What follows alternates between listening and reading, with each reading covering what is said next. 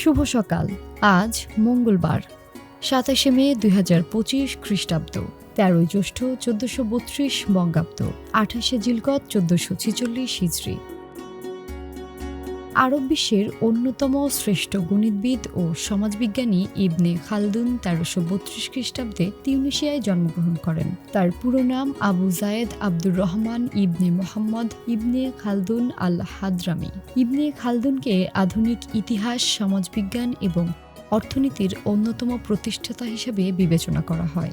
তার সবচেয়ে বিখ্যাত কাজ হল আল মুকাদ্দিমা, যা বিশ্ব ইতিহাসের এক বিস্তারিত বিশ্লেষণ। এই গ্রন্থে তিনি মানব সমাজ ও সভ্যতার উত্থান পতনের কারণগুলো বৈজ্ঞানিক দৃষ্টিকোণ থেকে ব্যাখ্যা করেছেন।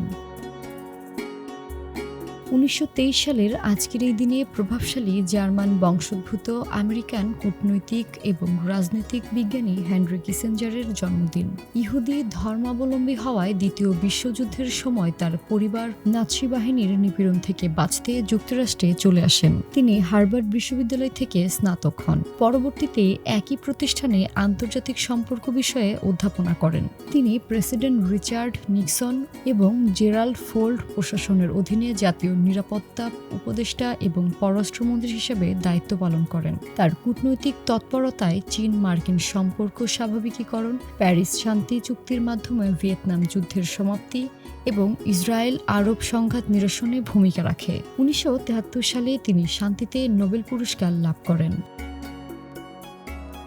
আজকের দিনে জন্মেছিলেন মার্কিন সামুদ্রিক বিজ্ঞানী এবং নিসর্গ লেখক Rachel Louise Carson. Carson US bureau of fisheries বিজ্ঞানী হিসেবে কর্মজীবন শুরু করেন। ১৯৫০-এর দশকে রাসায়নিক কীটনাশক সমূহের পরিবেশ ধ্বংসকারী প্রভাব নিয়ে লেখা তার বিখ্যাত বই সাইলেন্ট স্প্রিং বা নীরব বসন্ত আমেরিকায় পরিবেশ রক্ষার বিষয়ে গণসচেতনতা সৃষ্টি করে। কারসন মার্কিন যুক্তরাষ্ট্রের প্রেসিডেন্ট জিমি কার্টারের মাধ্যমে মরণোত্তর প্রেসিডেন্সিয়াল মেডেল অব অনারে ভূষিত হন।